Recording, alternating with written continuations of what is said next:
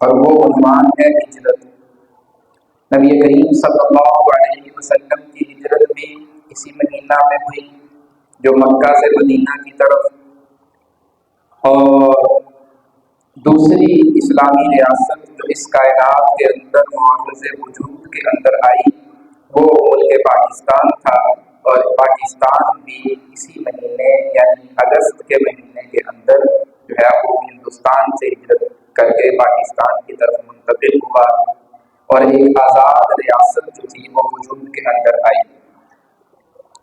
آج کے جمعہ میں اسی حصول پاکستان کے حوالہ سے اپنی کچھ تاریخ آپ احباب کے سامنے رکھیں گے تاکہ ہمیں اس نعمت کی جو اللہ نے اس آزادی کی صورت میں ہمیں عطا فرمائی ہے، ہم اس نعمت کی قدر کر سکیں، ہم اس نعمت پر اللہ کا شکر بجا لا سکیں کہ ایک الگ اور آزاد ریاست کا ہونا یہ اللہ کی طرف سے کتنا بڑا انعام اور احسان ہے۔ اور اس کی قدر جو ہے یہ آپ ان لوگوں سے پوچھئے جو ابھی تک جو ہے وہ غلامی کی آزادی اور غلامی کی زندگی گزار رہے ہیں اور آزادی کے لیے ترس رہے ہیں، لاکھ کوششوں کے باوجود، انتہائی مشقتوں اور جو ہے وہ جد و جہد کے باوجود ابھی تک ان کی زندگیاں وہ آزاد زندگیاں نہیں کہلاتی، وہ دوسروں کے رحم و کرم پر، وہ دوسروں کے سہارے پر، اور بلکہ دوسروں کے ظلم و تشدد اور جبر کا شکار ہیں۔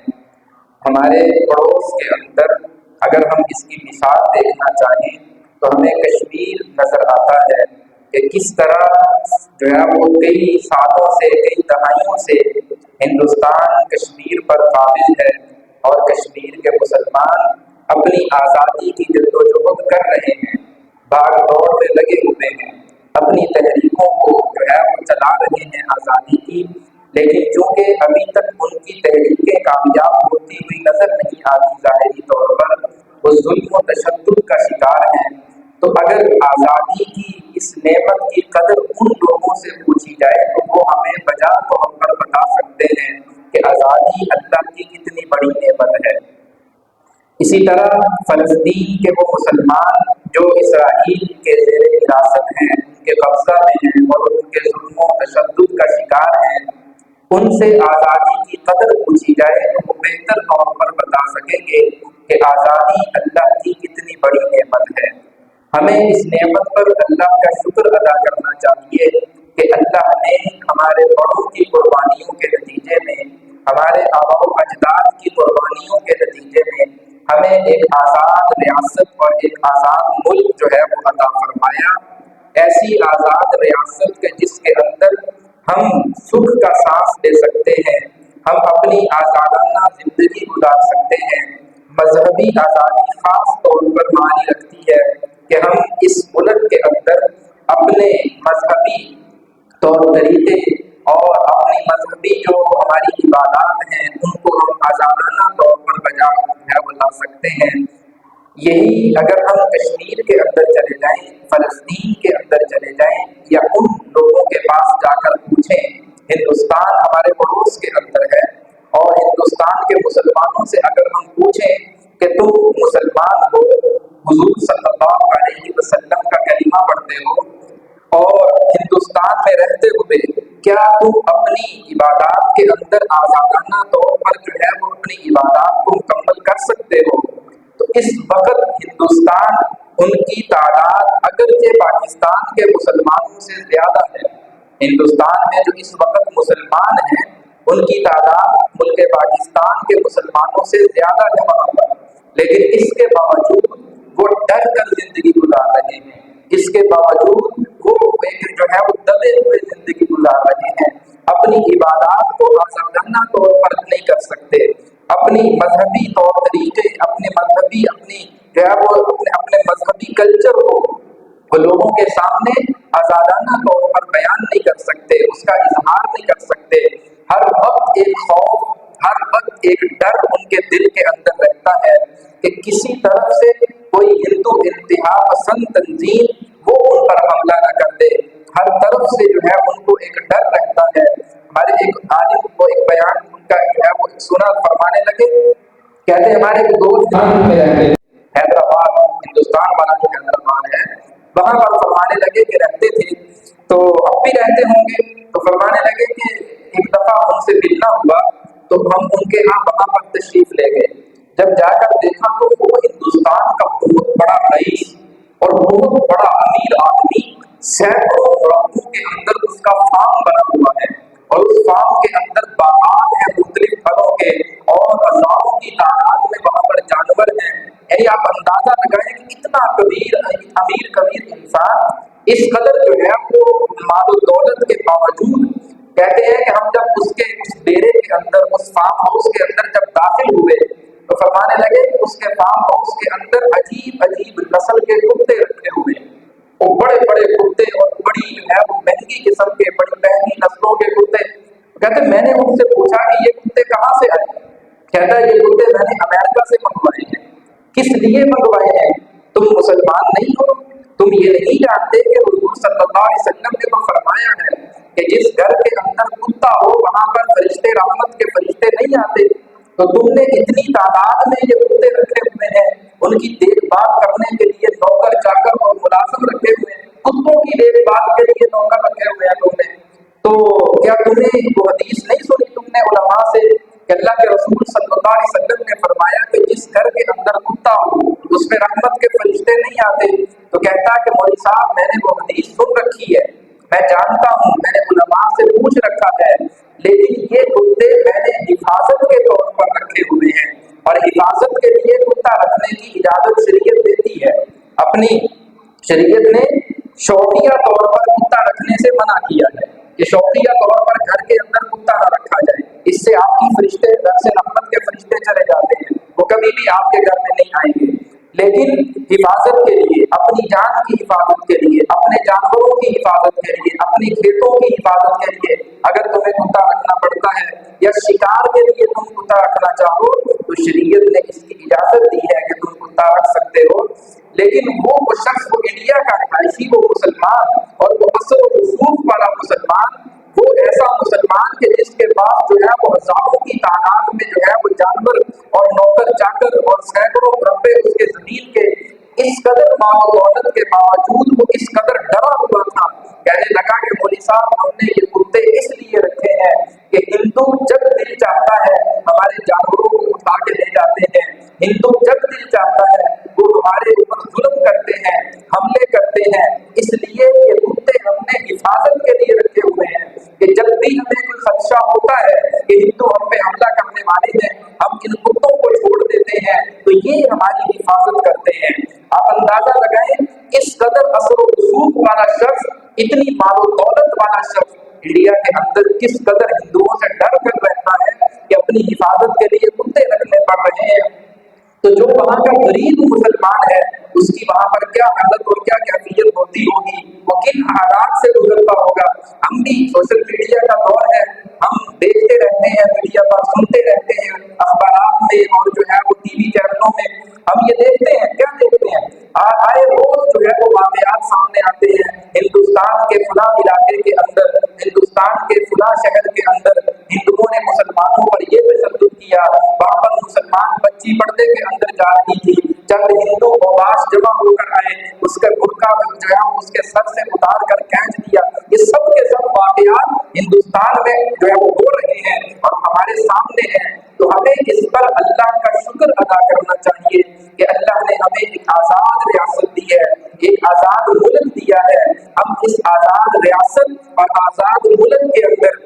اپنی مذہبی ترجیحات، اپنی مذہبی عبادات اور رسومات اور اپنا مذہبی کلچر جو ہے، اسلامی کلچر جو ہے، اس کو آزادانہ طور پر ہم اس پر عمل بھی کر سکتے ہیں اور ہم اس کی تبلیغ اور اس کو دوسروں کے سامنے پیش بھی کر سکتے ہیں۔ اسی لیے اللہ نے قرآن کریم کے اندر فرمایا لئن شکرتم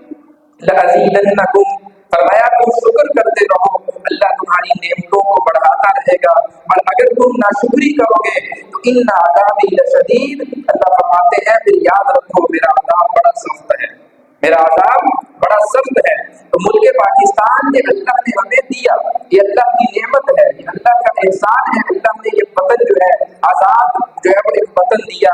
تو اس نعمت پر ہمیشہ اللہ کا شکر ادا کرنا چاہیے۔ اب ہم یہ سمجھتے ہیں کہ یہ پاکستان ایک پلیٹ کے اندر رکھ کر جو ہے وہ ہماری جھولی میں ڈال دیا گیا کہ بھئی تم آزاد ریاست کے اندر پیدا ہوئے ہو، تم آزاد وطن کے اندر پیدا ہوئے ہو، لہذا تم اپنے اکابرین کی اور اپنے آباء و اجداد کی ان قربانیوں کو بس پشت ڈال دو اور تم ان کا تذکرہ ہی نہ کرو اور تم ان کو یاد ہی نہ رکھو۔ ایسا ہرگز نہیں ہے، یہ اس نعمت کی ناشکری ہے۔ ہمیں اپنے اکابرین کی ان قربانیوں کو یاد رکھنا چاہیے، اپنے اکابرین کی ان قربانیوں کو سامنے رکھنا چاہیے جن قربانیوں کو دیتے ہوئے انہوں نے ایک آزاد ریاست بنا کر جو ہے ہمیں دی ہے، تاکہ ہم اس ریاست کے اندر، ہم اس ملک کے اندر جو ہے وہ سکھ کا سانس لے سکیں۔ یہ تحریک جو آزادی کی جنگ ہے، آپ احباب جانتے ہوں گے، ہماری معاشرتی علوم کی کتابوں کے اندر اس کا کچھ حصہ تاریخوں کا پڑھایا جاتا ہے، واللہ عالم اب ہے کہ نہیں ہے۔ تو اب اس کے اندر کیا ہے کہ اس پورے بر صغیر کے اوپر تقریباً 1000 سال کے لگ بھگ مسلمانوں نے حکومت کی ہے، جس کو مغلیہ حکومت کہتے تھے، مغلیہ سلطنت کہتے تھے۔ تو 1000 سال کے لگ بھگ اس بر صغیر کے اندر، وہ بر صغیر جس میں ہندوستان بھی اکٹھا تھا، جس میں پاکستان بھی اکٹھا تھا، جس میں بنگلہ دیش بھی اکٹھا تھا، یہ سب ایک ریاست تھی، اور اس ایک ریاست کے اوپر اس بر صغیر پر 1000 سال تک مسلمانوں نے حکومت کی ہے، اور ایسی حکومت کی ہے کہ اس حکومت کی تاریخ میں اس حکومت کی مثال نہیں دیکھیں گے آپ۔ قریب جتنی بھی ریاستیں ہیں، کہیں پر ایسی جو ہے حکومت کی مثال آپ کو نظر نہیں آئے گی۔ بڑی شاندار قسم کا ماضی اور بڑی شاندار قسم کی حکومت کی ہے، لیکن پھر آہستہ آہستہ جب یہ مغلیہ حکمران اپنی عیاشیوں کے اندر آئے اور اپنی جو ہے وہ اپنی عیاش پرستی جو ہے ان کی زندگیوں کے اندر آئی، تو جس کی بنیاد، جو اس چیز کی بنیاد بنی کہ جس نے اس سلطنت کو اور اس بڑی ریاست کو جو ہے وہ عروج سے زوال کی طرف دھکیلنا شروع کر دیا، اور پھر اوپر سے اس وقت جب ہندوستان پوری ترقی کر رہا تھا، پوری دنیا کے اندر ہندوستان کا ایک نام بن رہا تھا، ہندوستان جو ہے وہ ہر اعتبار سے دنیا کے اندر جو ہے وہ ابھر کر سامنے آ رہا تھا، تو انگریز کو یہ بات جو ہے وہ گوارا نہ تھی کہ ایک جو ہے وہ ایک ایسی ریاست کہ جس کے اندر کوئی بھی ایک مذہب سے تعلق نہیں رکھتا، جس میں سکھ برادری کے لوگ بھی موجود ہیں، جس میں ہندو برادری سے تعلق رکھنے والے لوگ بھی موجود ہیں، جس میں اسلام سے تعلق رکھنے والے بھی موجود ہیں، یہ سب مل کر ایک ایسی ریاست کے نظام کو چلا رہے ہیں کہ جس نظام کو چلتے چلتے ان کو اپنے پالے پڑنے لگے کہ یہ کل کو ہمارے مقابلے کے اندر آئے گی۔ پھر انگریز نے سازش شروع کی اور ایسٹ انڈیا کے نام سے ایک تجارتی کمپنی جو تھی اس کو ہندوستان کے اندر لانچ کیا گیا۔ اس تجارتی کمپنی کو، اس کاروباری کمپنی کو ہندوستان کے اندر لانچ کیا گیا، اس کو ہندوستان میں لایا گیا کہ ہم ہندوستان میں کاروبار کرنا چاہتے ہیں، ہم ہندوستان میں تجارت کرنا چاہتے ہیں، ہم ہندوستان میں سرمایہ کاری کرنا چاہتے ہیں۔ جی ہندوستان نے دروازے کھول دیے انگریز کے، برطانیہ کے۔ جب برطانیہ کے دروازے کھلے اور وہ تجارت کے نام پر ہندوستان میں داخل ہوئے، پھر انہوں نے ہندوستان کے اندر بغاوت کے وہ بیج بوئے، پھر ہندوستان کے اندر بغاوت کا ایسا جو ہے انہوں نے ایک جو ہے وہ نظام بنایا کہ ہر تیسرا فرد جو ہے وہ اپنی مغلیہ حکومت سے باغی نظر آنے لگا، اور پھر یوں چلتے چلتے تقریباً ایک صدی کے لگ بھگ 100 سال کے لگ بھگ انگریز نے یہی محنت کی کہ وہ تجارت کے نام پر، سرمایہ کاری کے نام پر، اپنی کاروبار کے نام پر جو ہے وہ ہندوستان کے اندر بغاوت کے بیج بوتے رہے، بغاوت کو جو ہے وہ ابھارتے رہے، اور لوگوں کے دلوں کے اندر جو ہے وہ اپنا بیج جو ہے وہ ڈالتے رہے۔ پھر چلتے ایک وقت ایسا آیا کہ وہ ہندوستان جس پر 1000 سال سے مسلمان حکومت کرتے چلے آ رہے تھے، اس حکومت کو زوال آیا، وہ حکومت ختم ہوئی، وہ حکومت ملیا میٹ ہوئی، اس مغلیہ خاندان کا وہ نام و نشان تک بھی ہندوستان میں باقی نہ رہا، اور پھر برطانیہ جو تھا وہ ہندوستان پر آ کر جو ہے وہ قابض ہو گیا۔ 1802 کے اندر برطانیہ جو تھا وہ یہ ہندوستان پر آ کر قابض ہوا۔ وہ یہ بات میں اس لیے عرض کر رہا ہوں کہ ہندوستان جب سب سے پہلی، ہندوستان کے اندر جب برطانیہ سب سے پہلی مرتبہ آیا تھا، وہ تجارت के नाम पर आया था, सरमायाकारी के नाम पर आया था। आज हम अपने इर्द गिर्द अपने मुल्क के अंदर देखें, कितने काफिर मुल्क ऐसे हैं जो सरमायाकारी के नाम पर हमारे मुल्क के अंदर मौजूद है। बरतानिया जब हिंदुस्तान पर काबिज हुआ, उसने यही तरीका इख्तियार किया था कि हम आपके मुल्क में सरमायाकारी करेंगे, इससे आपके मुल्क को तरक्की मिलेगी। हमें ये लालच दिया गया, मुगलिया हुक्मरानों को यही लालच दिया गया था कि हम आपके मुल्क में सरमायाकारी करेंगे, उस सरमायाकारी से आपका मुल्क तरक्की पाएगा, आपके मुल्क के अंदर जो है वो ज़राए माश जो है उनके अंदर तरक्की होगी। और इस धोखे, इस फरेब के अंदर जब वो आए तो पूरी की पूरी सल्तनत का सत्यानाश हुआ और वो खत्म हुई, जवाल पजीर हुई। फिर आकर जो है वो अंग्रेज काबिज हुआ। फिर जब अंग्रेज काबिज हुआ, अंग्रेज ने वो आजादी मुसलमानों से छीन ली जो खुलकर नमाज पढ़ते थे, जो खुलकर जिहाद की बात करते थे, जो खुलकर दीन की तबलीग करते थे, जो खुलकर लोगों को दीन समझाया करते थे। अंग्रेज ने जैसे ही काबिज हुआ, ये मजहबी आजादी जो थी ये छीनना शुरू की। ये जैसे ही छीनना शुरू की तो फिर उस वक्त के उलमा ने इस आलम को बुलंद किया कि अब अंग्रेज को हम इस मुल्क के अंदर नहीं रहने देंगे, अब अंग्रेज को इस मुल्क के अंदर नहीं रहने देंगे, अब अंग्रेज को यहाँ से भगाना है, इस अंग्रेज की हुकूमत को यहाँ से खत्म करना है। और उस वक्त के उलमा के अंदर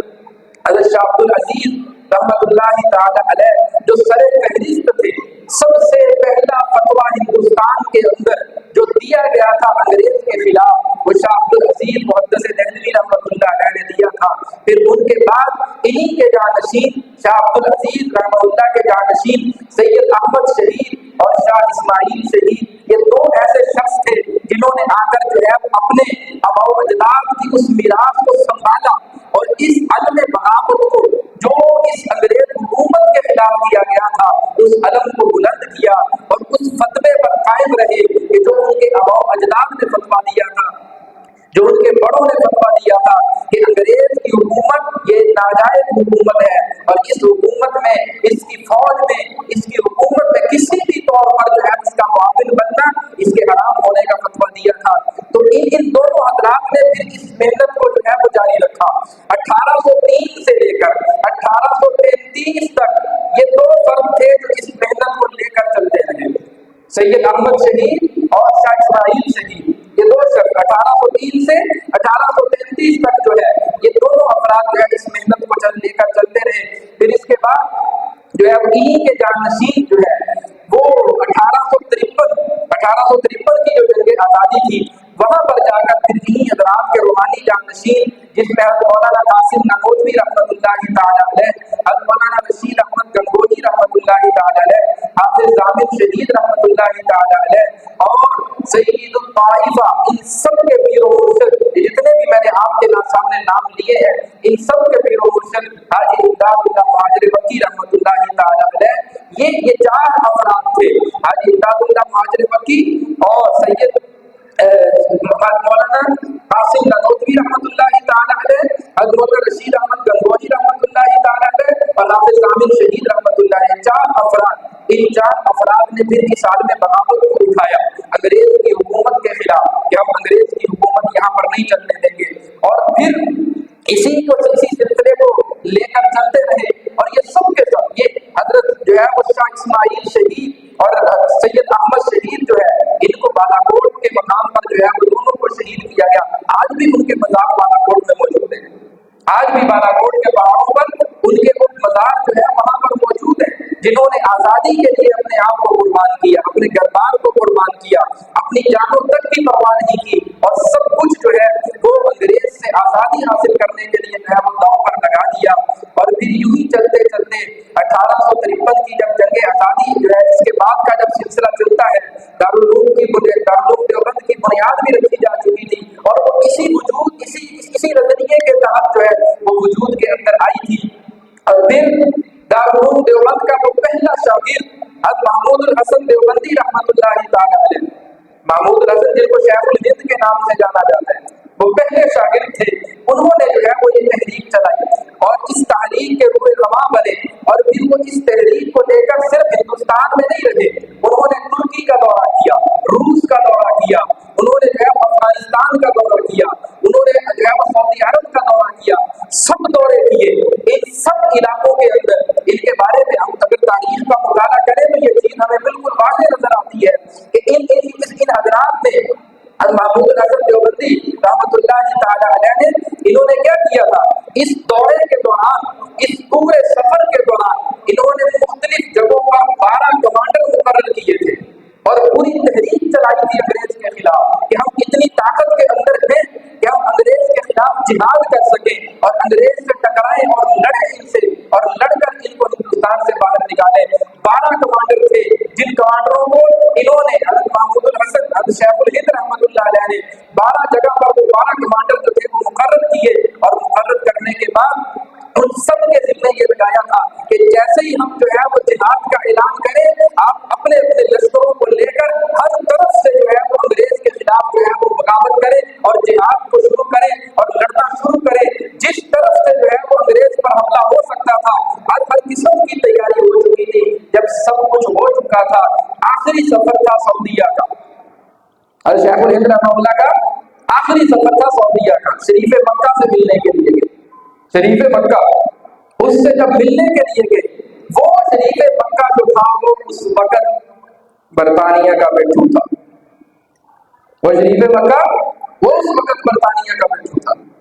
जब शेखुल हिंद रहमतुल्लाह ने अपना सारा वो जो एक प्लानिंग को कर रहे थे, वो सारा मंसूबा जो कई सालों से जो है उस पर मेहनत कर रहे थे, एक तहरीक चलाकर, वो तहरीक रेशमी रुमाल, वो यही है वो सारी तहरीक रेशमी रुमाल, ठीक है ना। आप इसका कभी मुताला करें तहरीक रेशमी रुमाल का, शेखुल हिंद रहमतुल्लाह ने इसकी इब्तिदा फरमाई। और फिर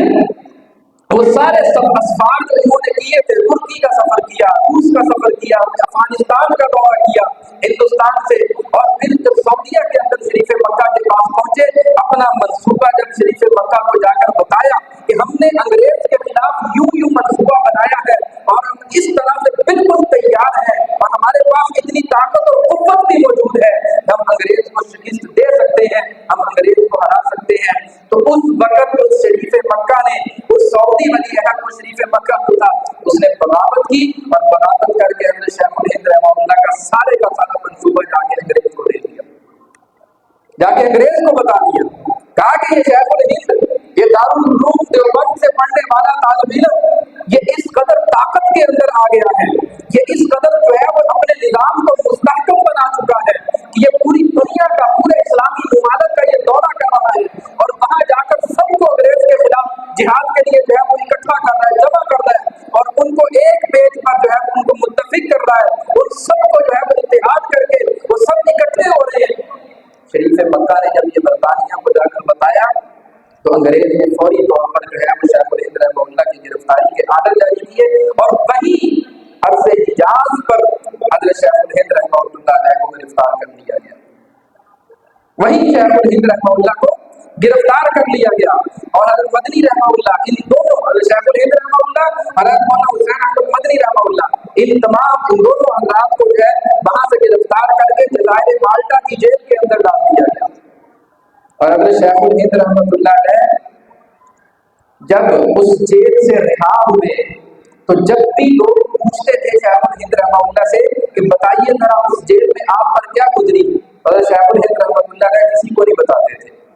कि वहां पर क्या अहवाल गुजरे, क्या जुल्म सितम हुए, क्या तशद्दुद हुए, किसी के सामने उसका इजहार नहीं करते थे। 1902 के अंदर गालिबन हज़रत शेखुल हिंद रहमतुल्लाह का इंतकाल होता है, या 1920 है, जब ये मेरे जहन से निकल गया। तो जब हज़रत शेखुल हिंद रहमतुल्लाह का इंतकाल होता है, फरमाया जब इंतकाल होने के बाद हज़रत शेखुल हिंद रहमतुल्लाह अलैह को गुस्ल देने लगे, जब उनकी कब्र पर गुस्ल देते हुए यूं हाथ फेरा तो फरमाया उनकी कब्र पर गड़े पड़े हुए थे, उनकी कब्र पर गड़े। क्या, किस वजह से? उस माल्टा की जेल के अंदर जो अंग्रेज ने आपकी जिस्म को जलाया, उस जलने की वजह से फरमाया आपकी कब्र बिल्कुल सीधी नहीं थी, कब्र के अंदर यूं गड़े पड़े हुए हैं, जहां जहां से जलाया फरमाया 2 उंगल तक जो है वो कब्र अंदर जो है वो जली हुई है और अंदर को घुसी हुई। और ये राज उस वक्त खुला जब हज़रत शेखुल हिंद का इंतकाल हो गया और गुस्ल देने लगे। अल्लाह की कसम उठा के कहता हूँ, ये दारुल उलूम देवबंद वाले ये कोई आम और मामूली लोग नहीं है। इसी मिसाल को अगर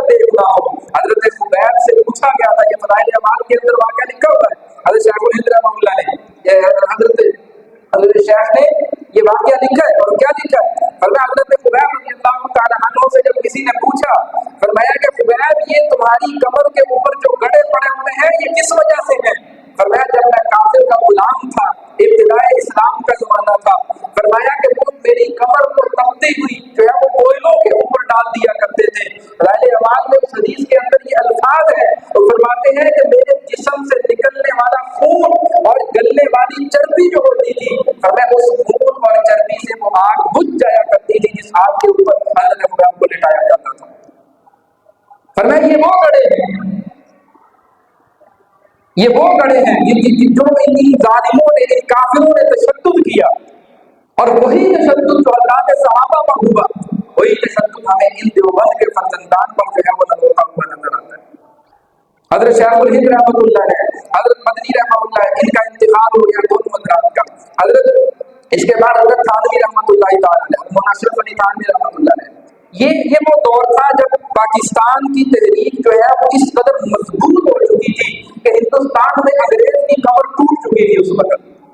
हिंदुस्तान में अंग्रेज की कमर टूट चुकी थी, और अगर उस वक्त किसी ने अंग्रेज की कमर टूटती नहीं देखी ना, अल्लाह की कसम ये चंद साल पहले अफगानिस्तान में देख लेते। जब कमर टूटती है तो फिर कैसे दौड़ लगाने की कोशिश करते हैं, फिर मिन्नतें करते हैं कि सानू निकल दौड़ में तो अल्लाह का वास्ता तुम जान दो। ऐसी मिन्नतें हुई कि नहीं हुई? साजिश तलाश किए गए, तुम आओ दरमियान के अंदर सुलह करवाओ, तुम हमारे सालसी बनो, आके हमारे दरमियान सुलह करवाओ, इन मुजाहिदीन से कहो हमें यहाँ से निकलने का मौका दिया जाए, हम यहाँ से जाना चाहते हैं। यही मामला उस वक्त जब 1947 से पहले 1943, 42 और 43, 3-4-5 साल पहले जो है हज़रत थानवी रहमतुल्लाह का इंतकाल हो गया था। पाकिस्तान बनने से पहले ही हज़रत थानवी का इंतकाल हो गया था, 4-5 साल पहले।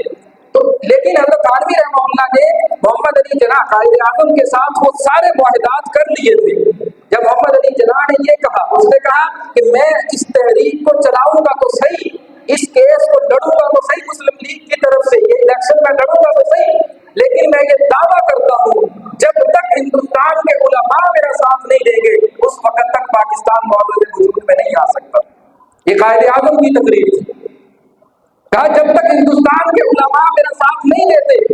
उस वक्त तक पाकिस्तान एक अलग रियासत बन जाए ये मुमकिन होता नजर नहीं आता। फिर इसने हज़रत थानवी रहमतुल्लाह से राब्ता किया। उस वक्त दारुल देवबंद के बड़े हज़रत थानवी थे। कहा कि जी हम आपके पास आए, किस मकसद के लिए? मुस्लिम लीग का साथ दीजिए, मुस्लिम लीग के साथ खड़े हो जाइए, और इस इलेक्शन के अंदर, इस वोटिंग के अंदर जो अलग रियासत जो है इसके वजूद के लिए होनी है, फरमाया तुम हमारा साथ दो। हज़रत थानवी रहमतुल्लाह ने फरमाया, कहा कि अगर तो तुम अलग रियासत में निजाम मोहम्मद सल्लल्लाहु अलैहि वसल्लम वाला निजाम लाने का वादा करो तो हम तुम्हारे साथ खड़े होने के लिए तैयार हैं। अगर तो तुम इस्लामी निजाम का वादा करो कि जिस इस्लाम का नाम लेकर, जिस इस्लाम की बुनियाद पर, जिस कलमे की बुनियाद पर, जिस दो कौमी नजरिए की बुनियाद पर तुम एक अलग रियासत का तस्वुर लोगों के सामने पेश कर रहे हो, हमसे ये वादा करो कि तुम उस मुल्क के अंदर ये निजाम लेकर आओगे। सिर्फ वादे नहीं करोगे, सिर्फ बातें नहीं करोगे, वो निजाम लेकर आओगे इस मुल्क के अंदर। जब हर तरफ से जो है उनको यकीन दहानी करवाई गई तो हज़रत थानवी रहमतुल्लाह ने अपने तमाम मुरीदीन, अपने शागिर्द, अपने मुताल्लिमीन और मुतवस्सिलीन जितने भी उनसे ताल्लुक वाले अफराद थे सबको इस इलेक्शन में कैंपेन करने का हुक्म दिया। पर मैं सब के सब मुस्लिम लीग का साथ दो, जो हिंदुस्तान के जिस शहर के अंदर है, जिस जगह पर है वो मुस्लिम लीग का साथ दे। और ये पूरे हिंदुस्तान के अंदर जो है उस वक्त ये एक तहरीक चलाई गई कि जब भी इलेक्शन हो, वोटिंग हो, अलग रियासत का पूछा जाए, वोट मांगा जाए तो तुमने मुस्लिम लीग का साथ देना है और अलग रियासत मुल्क पाकिस्तान का साथ देना है। ये हज़रत थानवी रहमतुल्लाह ने पूरी तहरीक चलाई। हज़रत मदनी रहमतुल्लाह अलैह वो फरमाने लगे, कहते हैं कि जी ये आज भी सोशल मीडिया पे साफ अक्सर लोग आएंगे और अभी है देवबंदी तो पाकिस्तान बनाने के खिलाफ थी, देवबंदी तो कहते थे पाकिस्तान ना बने, लेकिन इन अकल के अंदों को ये नहीं पता कि पाकिस्तान को मौजूद वजूद में लाने वाले ही ये उलमाए देवबंद हैं। ان کی کاوشیں، ان کی محنتیں شیخ عبد العزیز محدث دہلوی رحمۃ اللہ علیہ سے لے کر حضرت تھانوی رحمۃ اللہ، حضرت مولانا ظفر احمد عثمانی، حضرت مولانا شبیر احمد عثمانی، حضرت مفتی محمد شفیع رحمۃ اللہ تعالیٰ ہے، ان تمام احباب نے یہ سارا وہ سلسلہ ہے جس سلسلے نے اس آزادی وطن کے لیے جو ہے وہ کوششیں کی ہیں، ساری کی ساری کاوشیں۔ اور مدنی رحمۃ اللہ علیہ وہ اس نظریے کے خلاف، انہوں نے اس سے اختلاف کیا،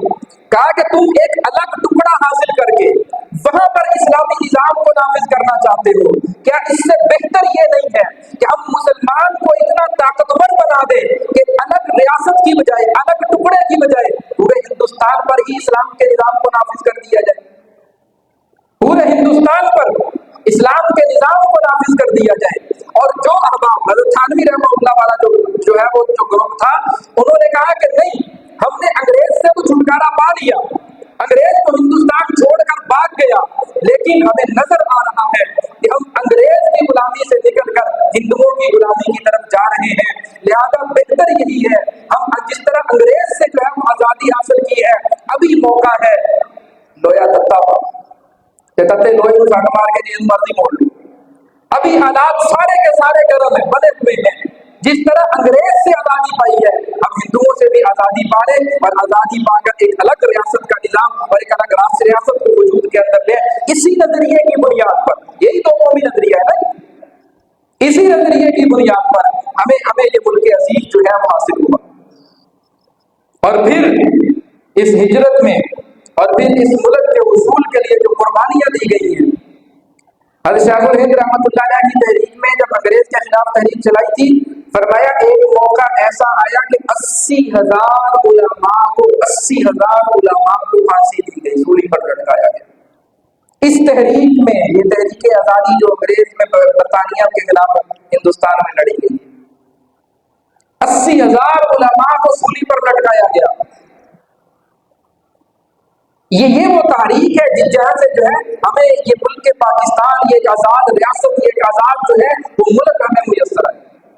اس لیے میں نے شروع کے اندر قرآن کریم کی وہ آیت مبارکہ تلاوت کی ہے، لَإِن شَكَرْتُمْ لَأَزِيدَنَّكُمْ وَلَئِن كَفَرْتُمْ إِنَّ عَذَابِي لَشَدِيدٌ۔ اللہ فرماتے ہیں میری نعمتوں کا شکر ادا کرو، ہم تمہاری نعمتوں کو بڑھا دیں گے، تمام بھی دیں گے اور بڑھائیں گے بھی۔ وَلَئِن كَفَرْتُمْ، اگر تم ناشکری کرو گے، اللہ کی نعمتوں کی ناقدری کرو گے، فرمایا کہ إِنَّ عَذَابِي لَشَدِيدٌ، پھر یاد رکھو کہ اللہ کا عذاب بڑا سخت ہے۔ اللہ کا عذاب، اس لیے یہ ملک پاکستان یہ اللہ کی نعمت ہے، ہم اس کی قدر کریں، ہم اس سے محبت کریں، یہ ہر پاکستانی کے ذمے ہے، ہم اس وطن سے محبت کریں۔ یہ کبھی کسی کو بوڑھی عمر کا کوئی بابا آپ کو ملے نا جو ہجرت کے کچھ مناظر جس نے دیکھے ہوئے ہوں، ان سے پوچھے ذرا کہ وہ ہجرت کتنی مشکل تھی، ان سے معلوم کریں جن کی ماں بہنوں کی عزت ان کے سامنے لوٹی جا رہی تھی، جن کی ماں بہنوں کی عزت کو آنکھوں کے سامنے پامال کیا جا رہا تھا، جن کے دودھ پیتے بچوں کو سامنے ذبح کیا جا رہا تھا، ان سے پوچھیں ذرا کس طرح وہ ہندوؤں سے جان چھڑا کر ہجرت کر کے یا پاکستان کی طرف آ رہے تھے، ان کی قربانیاں دیکھیں۔ اگر ہم قدر نہیں کریں گے، اللہ کی قسم اللہ اس نعمت کو چھیننے پر قادر ہے۔ اس لیے ملک پاکستان کی قدر کرنا، اس سے محبت کرنا، یہ ہمارے ایمان کا حصہ ہے۔ اس لیے یہ حضور صلی اللہ علیہ وسلم کی تعلیمات سے ہمیں ملتا ہے،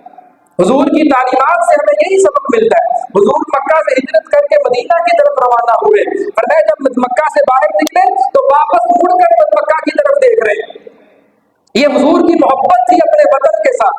اپنے ملک کے ساتھ، کہ حضور واپس مڑ کے دیکھ رہے ہیں اپنے شہر کی طرف، اپنے آبائی شہر کی طرف، جس میں ولادت ہوئی، جس میں پیدا ہوئے، جس میں بچپن گزارا، جس میں جوانی گزری ہے، اس سے وہ تعلق اور وہ محبت ایسا قائم ہو گئی کہ اللہ کے رسول صلی اللہ علیہ وسلم مڑ کر دیکھ رہے ہیں۔ اور پھر جب مدینہ گئے، ایک حدیث میں آتا ہے اللہ کے رسول صلی اللہ علیہ وسلم نے دعا فرمائی۔ کیا دعا فرمائی؟ فرمایا اے اللہ، جس طرح ہمارے دلوں میں مکہ کی محبت ہے، اسی طرح ہمارے دلوں میں مدینہ کی محبت بھی پیدا فرما، بلکہ اس سے بھی بڑھ کر محبت پیدا فرما،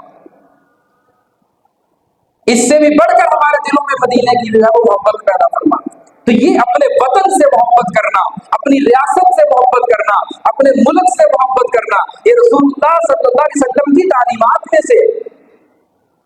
लाख इख्तिलाफात सही, लाख मुश्किलात का शिकार सही, लेकिन इसके बावजूद इस रियासत के साथ मोहब्बत, ये हमारा ईमानी तकाजा है, ये हमारी गैरत का तकाजा है कि हम हर हाल के अंदर इस मुल्क के साथ मोहब्बत का सबूत दें और इस मुल्क की खिदमत करें। हर हाल के अंदर जो जिस दर्जे पर है, जो जिस लहज पर है, जो जिस फील्ड के अंदर है, जो जितना कर सकता है अपने मुल्क के लिए, उसके जिम्मे है कि वो अपना हक, अपनी जिम्मेदारी समझते हुए अदा करे। इस मुल्क की रियासत, इस रियासत की बका के लिए, इसकी आबियारी के लिए, इसके फलने फूलने के लिए हमसे जो हो सकता है हम वो करें। यही हुब्बुल वतनी का दर्स है, यही रसूलुल्लाह सल्लल्लाहु अलैहि वसल्लम की तालीमात से हमें जो है वो नतीजा हासिल होता है कि हम अपने वतन से मोहब्बत करें। आज हमारे मुल्क के अंदर फिजा बनाई जा रही है कि पाकिस्तान ने हमें क्या दिया है, इस मुल्क ने हमें क्या दिया है। आज का नौजवान अपने मुल्क से मायूस होता हुआ नजर आता है कि जी पाकिस्तान से हमें मिला क्या है। भूख, प्यास, गुर्बत और जुल्म, तशद्दुद, ये सब कुछ क्या हमें पाकिस्तान ने दिया है। ये एक साजिश है, ये शैतान की तरफ से एक ऐसा बहकावा है जो हमारी नजरों के सामने मुज़य्यन करके दिखाया जा रहा है। और हुजूर की वो तालीमात जिसमें अपने वतन से मोहब्बत सिखाई गई है, वो मोहब्बत हमें हमारे दिलों से निकाली जा रही है। आप कहते हो कि इस वतन ने हमें दिया क्या है। क्या आज बाहर किसी मुल्क के अंदर रहने वाला, किसी यूरोपीय मुल्क के अंदर रहने वाला, किसी गैर मुस्लिम रियासत के अंदर रहने वाला मुसलमान, जाकर उससे पूछो क्या तुम अपनी नमाज पढ़ने के अंदर आजाद हो, क्या तुम अपनी तिलावत करने के अंदर आजाद हो, क्या तुम अपने दीन की नशर व इशाअत और अपने दीन की तबलीग करने के अंदर आजाद हो। कहीं आजादी नहीं है।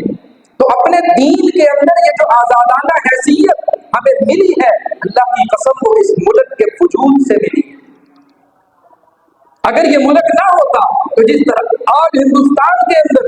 हिंदुओं के जुल्म के तहत मुसलमान आज भी उसी बर्बरियत का शिकार है। हिंदुस्तान का मुसलमान आज भी हिंदुस्तान में रो रहा है अपनी मजहबी आजादी के लिए,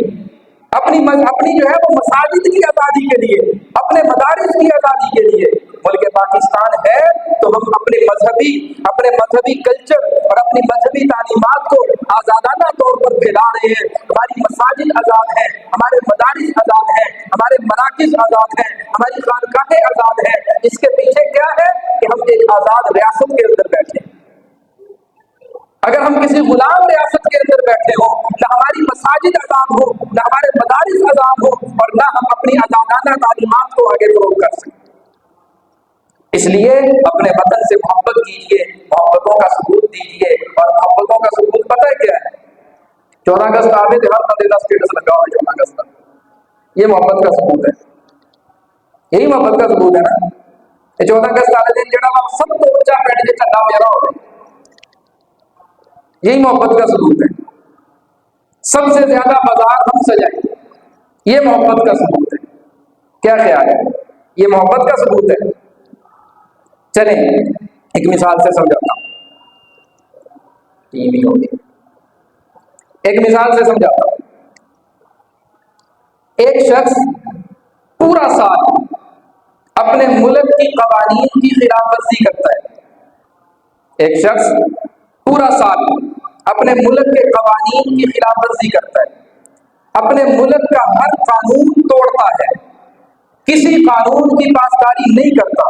हर कानून को तोड़ता है, हर कानून को तोड़ता है। और जब 14 अगस्त आता है तो सबसे बड़ा बैनर बाजार के अंदर उसी का लगा होता है, सबसे बुलंद झंडा जो है उसी के दफ्तर, उसी के घर के ऊपर लगा होता है। इसके मुकाबले में एक दूसरा शख्स है, इसके मुकाबले में एक दूसरा शख्स है कि जो पूरा साल अपने मुल्क के कवानीन की पासदारी करता है, अपने मुल्क के कवानीन का एहतराम करता है, अपने मुल्क की आबियारी के लिए मेहनत करता है, ईमानदारी के साथ, सच्चाई के साथ, सदाकत के साथ। लेकिन 14 अगस्त पर बहुत बड़ा बैनर उसका नहीं लगा होता। अब आप बताइए इन दोनों में से सच्चा मुहिब्बे वतन कौन है? सच्चा मुहिब्बे वतन कौन है? आया वो सच्चा मुहिब्बे वतन है कि जिसने पूरा साल अपने मुल्क का नुकसान किया, या वो सच्चा मुहिब्बे वतन है कि जिसने पूरा साल अपने मुल्क को फायदा दिया, अपने मुल्क से मोहब्बत का सबूत दिया? यही बात समझने और समझाने की है। हम झंडे लगाकर, हम बैनर लगाकर, हम स्टेटस लगाकर अपने मुल्क से मोहब्बत का सबूत ना दें, बल्कि हम अपने मुल्क के आईन, अपने मुल्क के कवानीन, अपने मुल्क का एहतराम करके और अपने मुल्क के आईन और कवानीन की पासदारी करके हम अपनी मोहब्बत का सबूत दें। अल्लाह ताला हम सबको अमल की तौफीक